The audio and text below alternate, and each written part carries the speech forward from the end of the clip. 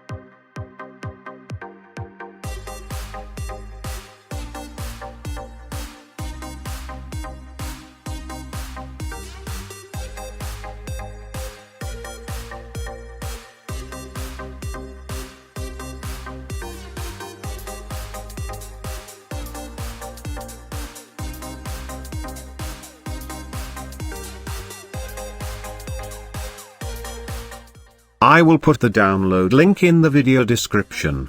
Do not forget to subscribe. Stay with SetNFix.